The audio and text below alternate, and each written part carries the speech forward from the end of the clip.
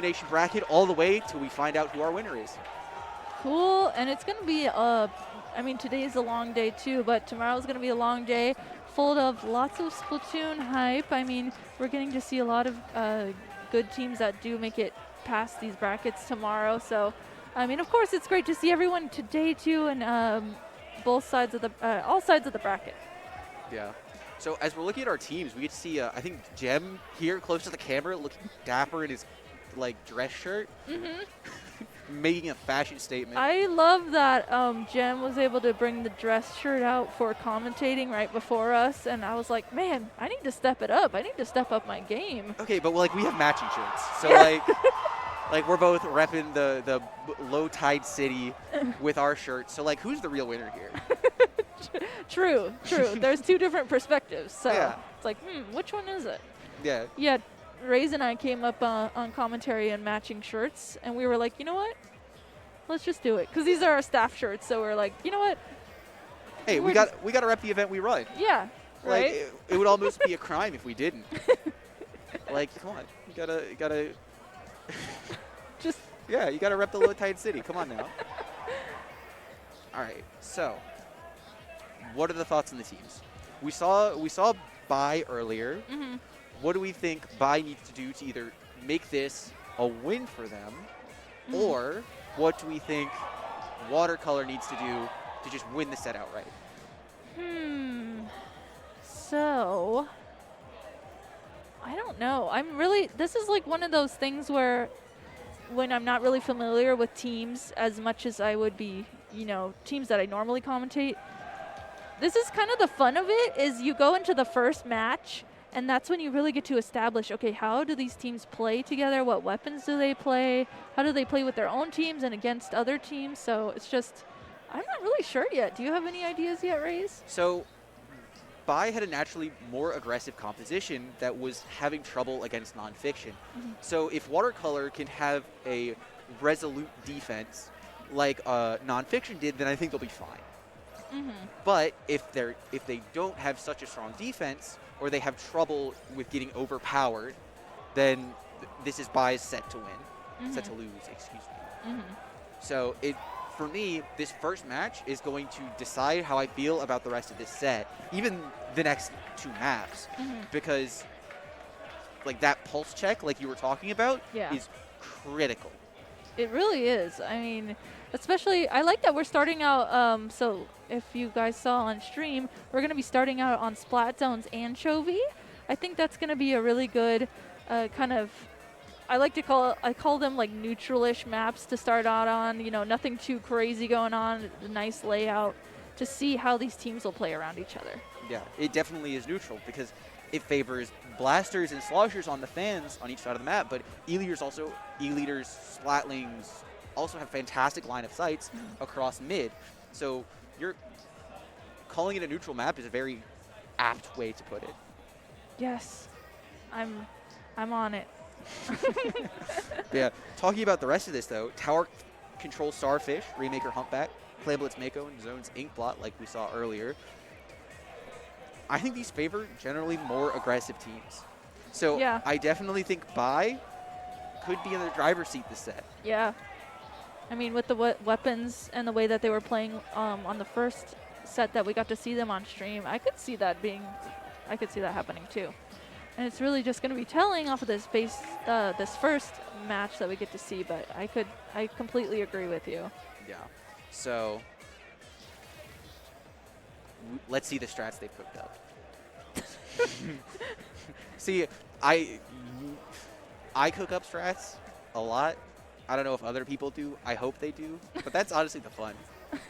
That's what I think's the most fun anyway.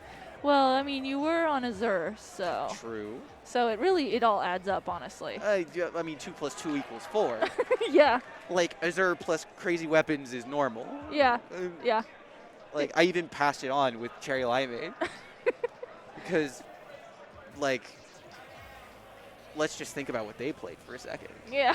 Like, the influences of them. But that being said, they're not on stream right now, so I'll try not to You had to stop yourself. Yeah, I'll try not to rant and ramble that much, but there can definitely be some interesting picks here.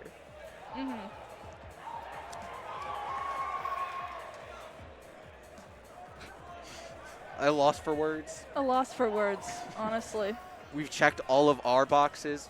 We've painted the map. We've gotten our specials. Now we're just waiting.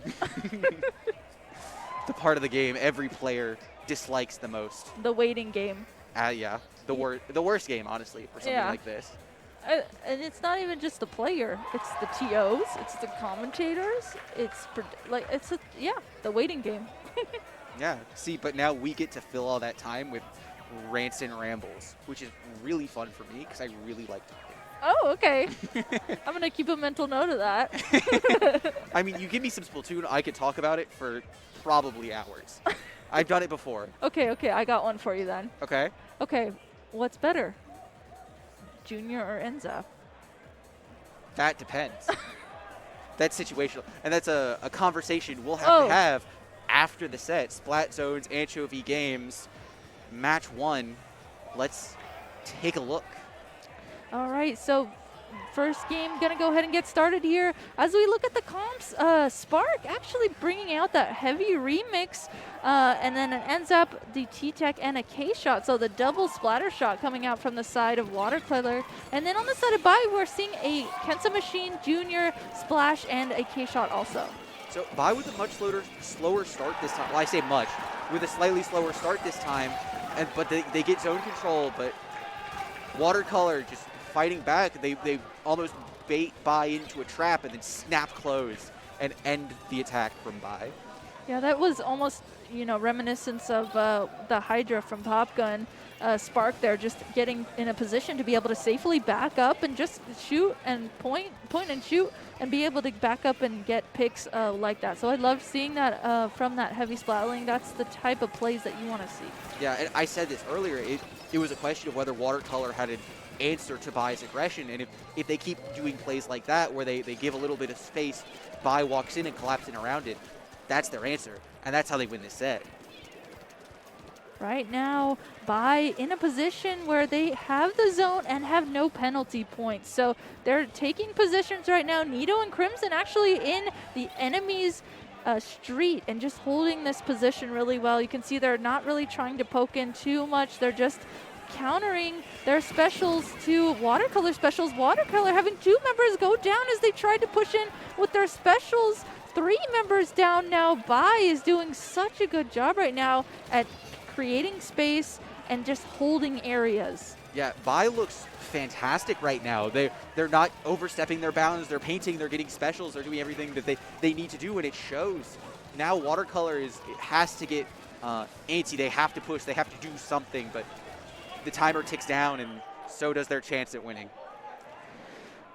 Man, Bai did such a good job there. I mean, as soon as they, necessarily not having the strongest start, but once they got control of the zone, that was amazing for them. And I love that, how I was talking about a little bit, they didn't push in too far. They just were holding the street and the other team's fan and just holding those areas like that. Worked out so well for them. Yeah, absolutely. That was a really strong start from Bai.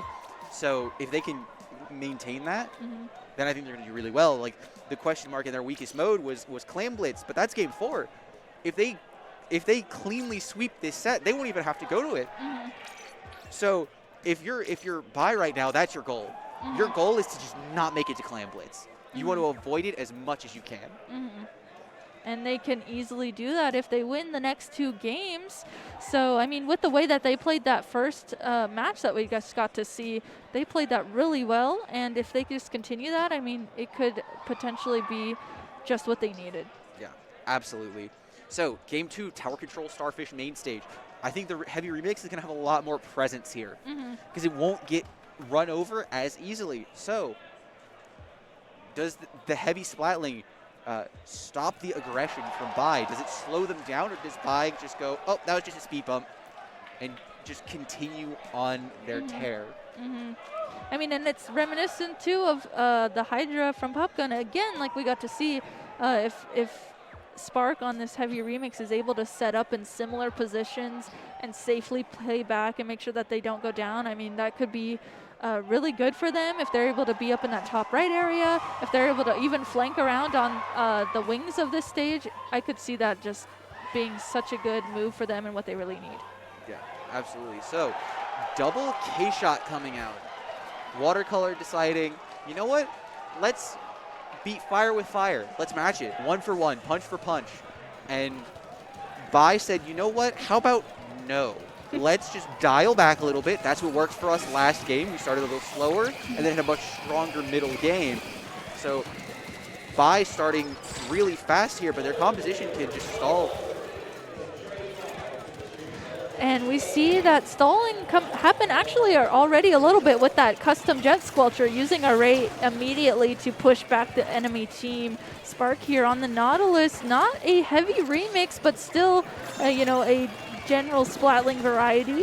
Spark going to be actually the one to start trying to push the tower. Unfortunately, it's just Spark left alive. They have to jump out.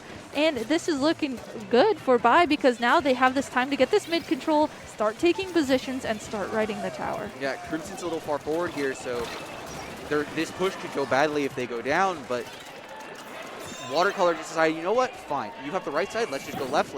Let's do our due diligence and slow this game down a little bit. And Bai is just going to keep pushing. They're just going to keep grinding it out.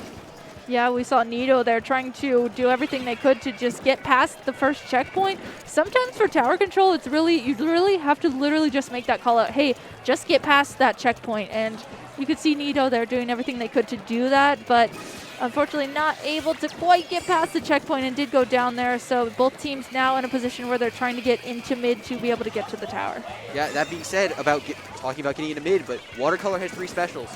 This push from Bai makes a lot of sense. Try to get some of their specials out before they can get used on your actual defense. So if Bai can keep this up and can get some specials out of Watercolor, that might actually work really well for a nice solid defense. We see right now that Watercolor is trying to do everything they can to paint around a trade happening from both of the support players there, and this is leaving actually 2v2 right now on the map with Jade trying to juggle the tower. I mean, this is kind of a Spider-Man meme moment where both teams are just kind of pointing at each other in mid and seeing who's going to be the one to push up a little bit more first. Both teams are just trying to have the other team just push into them first. Yeah, absolutely. Watercolor finally takes initiative with the missiles and get really, really solid control here. Now it's a question of, can we cascade forward? Can we get sniped? Can we control top right? Can we even control top left? Because if they can do that, first checkpoint's easy. They're not even going to break a sweat. Second, they might start sweating a little bit, but if they do it correctly, then it won't be a problem. Jade right now coming around the left side of this tower, and that's a complete wipe onto Watercolor. So the defense was really nice there from Bai. I love that they kind of all grouped up around the tower and made sure that they didn't go down. They all were making sure they were focusing the tower to stop that push. So that was really good from them. And I mean, it's so much back and forth right now as Bai is starting to push the tower to this first checkpoint, but does have 2 members go down. We see Nito here trying to do everything they can to push the tower to this first checkpoint. And we're reminiscent again of this moment where they're trying to get past this first checkpoint, at least clear it. Yeah, so something to point out on this push that Bai is doing really, really well is they're controlling that right side ramp, making sure that they can't get flanked like what they did to Watercolor on defense. So that's a really good point of difference between these two teams, where Watercolor, Bai might have the advantage. Ooh, nice splashdown cancel there from Gem. Gem actually going to get another pick onto Jade. So with the lead actually going into Bai's favor right now, Gem has done a really good job at stopping that push. And with 3 specials at the ready for Watercolor and this mid control, we have about 50 seconds left for them to get a push going. It looks like they're going to try and start this by putting armor and missiles out. Yeah, so starting this push really, really nicely. Something I'm concerned about is we saw this push get stopped by the right side ramp earlier, and they still don't have anyone over there. So Nito could walk up this ramp, slush tower twice, and Aplo could just disappear. Yeah, we see Aplo there trying to maybe watch the right side a little bit, but actually he's going to swap the tower with Pixar, and they are going to get a really nice inkjet pick. There's 2 members down right now, and with the lead swapping like that, whew, this is an awesome push from Watercolor. Yeah, Watercolor powering through the end of this game, saying, you know what, you had the advantage for most of it, but we're going to end strong, and we're going to end so strong that you cannot possibly come back from it. Going to overtime, Bai is on the back foot. They're close to specials, so this is definitely doable, but double missile Armored Inkjet can stop a lot of things really fast. Right now, if Watercolor just stays back, make sure they get their specials ready, they could play this really, really well. I mean, we're seeing specials actually come out pretty early from Bai right now, the Armor and the Stingray. So with no specials to be able to push the tower anymore, Nox is doing everything they can to just juggle the tower, gets a trade with Gem, but Pixar was right there to follow Gem to be able to jump on the tower to take control of that. So this actually ties up the score 1-1. Yeah, so there's no way for Bai to avoid the dreaded Clam Blitz Game 4 now. They have to play it. But this set is very close. These teams are punching pound for pound, so it's going to be a good watch no matter what happens. And this is the good part of like Redemption Bracket is these teams are in similar positions. They all scored similar in brackets, so or the same. Or similar, yeah. So that just, it really shows, and it really showed through on this set in particular, how close these teams are to around each other's level. Yeah, absolutely. Absolutely. These teams are definitely close. But Bai started with aggressive play, switched to slightly slower play, and then lost. Do Bai go back? Ooh, okay, so the next one is Rainmaker on Humpback. Oh my gosh, I'm kind of torn right now because Rainmaker Humpback, you want that, a lot of teams, I should say, want that custom jet squelcher to be able to stop the Rainmaker. But, I mean, if that aggressive play was working for them, maybe they should go back to that. I don't know. Yeah, because what happened last game is Watercolor said, we see your aggressive presence, and we want to try to out-aggressive you. And in this situation, Bai did it first, so why not at least try it one game? This is a best of 5. We can lose 2 of these games to feel out our opponent and then win the rest of them. Yeah, they do. Having this be a best of 5 does have that wiggle room to be able to maybe try a few things here and there on a match. So, and it actually worked out so well for Bai. I mean, they were able to, there was a lot of back and forth happening that last match, a lot of it. And then once Bai was able to get the upper hand and figure out that moment that they needed, I mean, their aggression came in so hot and so good. Yeah, absolutely. And again, like you said, being this best of 5, teams can make a lot of changes, a lot of adaptations, a lot of changes. And that's a mark of a really good team who adapts to the team they're playing and then says, we're not going to play mechanically better than you. We're going to be smarter than you, and we're going to make it as easy for ourselves as we possibly can. Ooh, looking at the comps here, I'm seeing a Kunder come out from Nox. Was not expecting to see one of those, and actually pleasantly surprised to see it. That's not a weapon we get to see at all. And then on the other side, still have the heavy remix and the double splatter shot. So the play style of this Kunder is going to affect my thoughts on their pick. Because right now, if they play it aggressively at semi-support, where they're just playing an undercover with Torpedo that happens to have armor, then I think it's going to be a really good pick, because against 4 shooters, 4 shooter-like projectiles, undercover is really, really good. But if we're actually playing it as an armor support with last-ditch effort and special saver and special charge, then I think this pick might not find as much value as something like a Jupiter.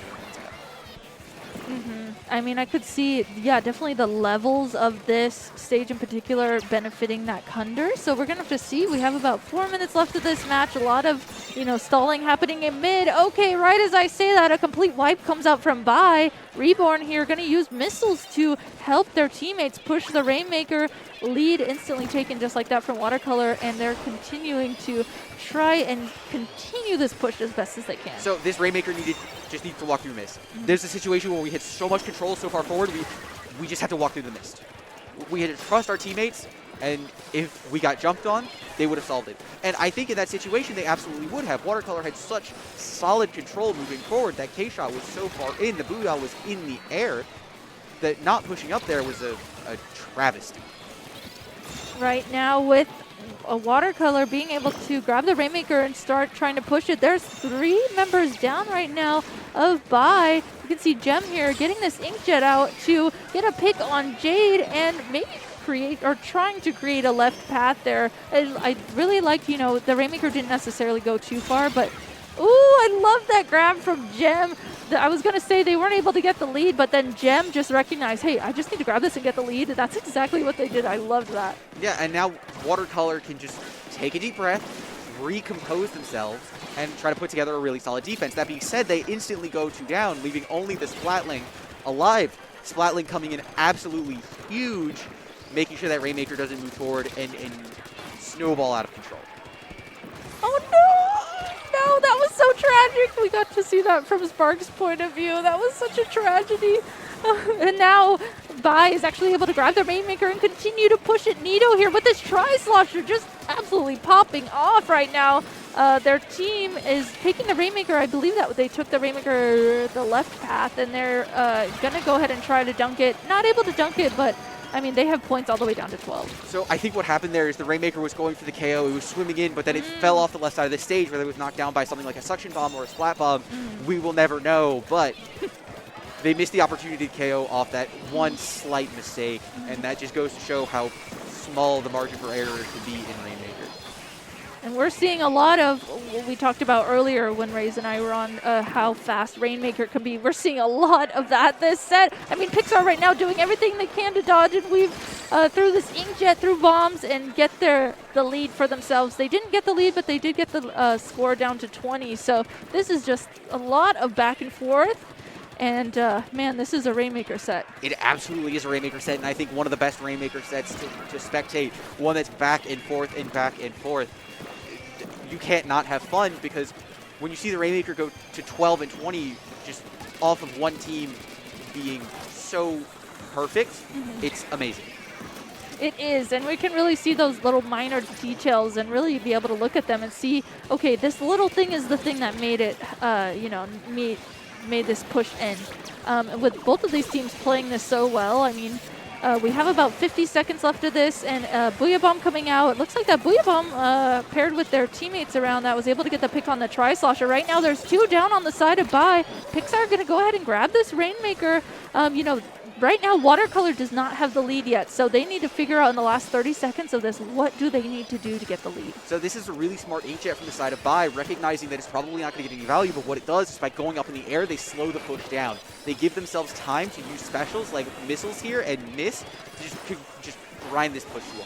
It can't move forward anymore unless Watercolor wants to slog through that miss. Ooh, Pixar going through that mist. You can see there's members of Bai constantly going down. Pixar trapped in those torpedoes, just absolutely covered in the enemy's ink. You can see they're doing everything they can to wait to stall this out. Oh my goodness, in the last 4 seconds of this, the Rainmaker does go down, and they will not be able to get back to it. So Bai going to be taking this game. So something to talk about and comment on about Bai's composition is they didn't have a traditional anchor, but something we did see and was crucial for their defense was mist. Oh my gosh, You saw their splash throwing 2, even 3 mists at that choke at the end of the game, and that was critical for their defense. Like, you could say they don't have an anchor, but I would argue it was Crimson on that splash. Just a wall of defense, making sure that no matter what would happen, Bai would have the time to set up the rest of their players as they needed to. Yeah, I mean, we got to see the Rainmaker a lot from the overhead perspective, the carrier, and there was just so much mist going on that we saw that perspective of them, being like, wait, should I go forward? Should I wait? And that happened in the beginning of the match too. So Nito on the Tri-Slosher was actually able to just flank the Rainmaker carrier because there was mist ahead of them. Yeah, and that's what makes mist a really, really good sub-weapon, is that split second of indecisiveness.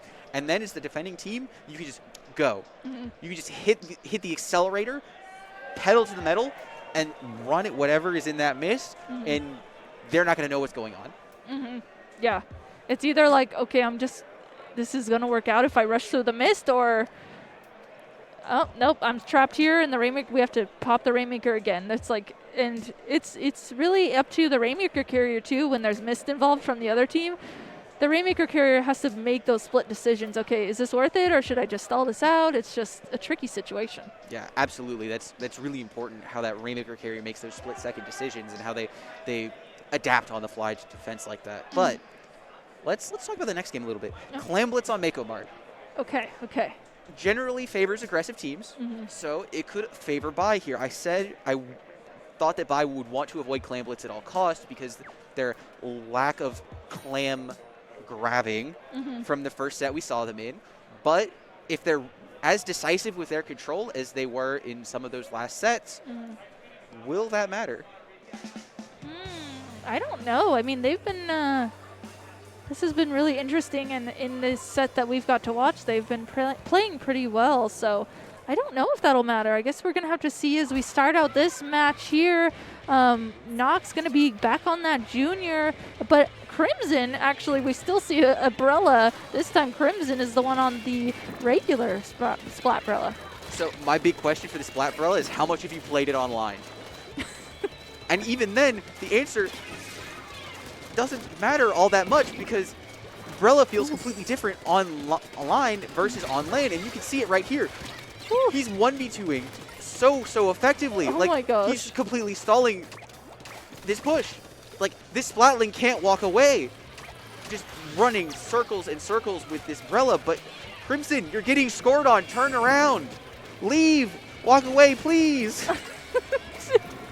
Man, Crimson was playing really well with that Brella, but this is where you have to make sure you're looking at objective. I mean, the Watercolor was able to get their score all the way down to 59, and Crimson going down on that Brella is going to try and jump back in. He does use that Brella shield to pop up when they jump in, and now, unfortunately, the Slosher player on Bai does go down. Brella player does go down also, and man, right now, Watercolor's looking really good. Yeah, Watercolor is looking really good. That drop from the junior is so unfortunate. It's because there was someone right there to instantly say, you know what, nope, you're gone, you're done. And the push starts snowballing for Bai. Yeah, Nito, we didn't really, I was thinking it, but I didn't say it, that Nito's Tri-Slosher has been amazing thus far, and on this map in particular, I could see it really shining through. And there's also another Slosher, regular Slosher, paired with that Nito here under the basket, trying to score in as many clams as they can. They did get the score a little bit closer, but not quite getting the lead yet for Bai. Yeah, but that push was so good. Watercolor saw the junior drop and then said, no thank you, and then pushed fantastically, and now they're bouncing back with their own power clam and these clams next to basket. I love that they had clams at the ready and they instantly were able to push in and score. Though this complete wipe on the side of Watercolor is a little bit unfortunate because this is going to give Bai that power clam. You see Nox grabbing that power clam, gonna try and actually jump in to score it, but is called out in that jump in and does go down with just Jade here left up. Jade does everything they can to score in clams, gets a triple and the lead. That quad was fantastic. It started off with a perfect display on why Brella is such a good weapon when you put it up against shooters, where the shooter had to shoot the shield, it had to grind the shield down, and Jade just said, stop shooting my friend, and the push turned into a quad, which turned into the lead. That was amazing. Now, actually, on the other side, though, we are seeing the lead flip. So right now, this is so fast-paced right now. Both of these teams are playing just so fast. The lead is going to swap all the way down to 21 for Watercolor here. So with 3 members of their team going down, I love that their last member made sure that they stayed alive. They did have missiles at the ready, so it's important to make sure you have that ready. Now, I mean, with the way these teams have been playing, I could see the lead swapping just instantly. Yeah, so if I'm Watercolor, I think I just lost the game. Oh my gosh! Wow. I was about to say, if I'm Watercolor, I want to slow this game down and try to stabilize with that lead, but before I could even get it out, Bai said, you're done. You're bye-bye. They lived up to their name, and they showed Watercolor the door with a very, very, very nice knockout. Oh my gosh. Oh, that was such a good set. Both teams were playing so fast there. That was so fun to watch. It was it was also really hard to commentate because we would say one thing and then another thing would happen, another thing would happen, another thing would happen. But it's fantastic play. Yeah, it was fantastic. It was, even though we weren't quite able to keep up with their amazing fast pace, it was really fun to watch, and it was awesome. I mean, those two teams were neck and neck. Yeah, it was really nice to see Vanilla Umbrella come out. Yeah, that was really nice. That's one of those things, when you hear about Vanilla Umbrella, it's like, wow, what year are we in? But pulling it out on LAN at Low Tide City, it was absolutely fantastic and was showcased perfectly, I think. Mm-hmm. And we not only got to see a regular Splatbrella, but we got to see that Kunder too. So some variety that is, I think it's, like you said, so much more fun to see on LAN, because if you've ever been to a LAN at home, you just kind of know that playing on LAN is so much different than playing online. So weapons like Brella are going to do a lot better. Yeah, absolutely. They're definitely, and there are LAN metas too. Mm-hmm. That's something you don't really get to experience with online tournaments, but on LANs, metas develop where it's like, depending on how players are feeling on the day, how the lighting is affecting them, how the atmosphere of the venue is affecting them even. Metas develop just for individual days. Mm-hmm. And that can lead to a lot of weapon variety, which you don't really see online. Like, Mm-hmm. there's a lot of arguments with, like, when 52, like, how many 52s have we seen? Did we see during our commentary block? Wait One, a second. maybe? I think we only saw one. Yeah, which I think just goes to show the diversity of weapon on LAN and how fun Splatoon is to both watch and play on LAN. Like, definitely try to attend China Riptide. If you're in the chat and you can do it, I recommend it so much. This reminds me of if I saw it on Twitter like a week ago. Kyo tweeted like, "I'm playing Grim only at the LAN," and I was like, "Okay, please do that," because I could see that weapon obviously doing way better at a LAN, and it'd just be that much more hype to see. Yeah, so I didn't get a chance to watch all of Kyo's matches, but the few times I did get to look over his shoulder, he was playing Grim. Yes. There is hope for the Grim Range Blaster on day 2. Yes, Grim Range Blaster, day 2, top 12, LAN. You love to see it. Yeah, That made absolutely. me excited. Oh yeah, no, there's still a bunch of Splatoon action left, and it's so exciting. Yes. All right, so we are actually done with our commentating set. So thank you so much, everyone, for being here to experience these matches with us. I don't really have any closing thoughts out. Just be ready for some hype Splatoon the rest of the evening and tomorrow, of course, as we end up going into top 12 tomorrow. Raze, do you have any closing thoughts? The matches were good. I hope chat was good. But that's it. That's all I have. All right. Well, cool. So we are done here.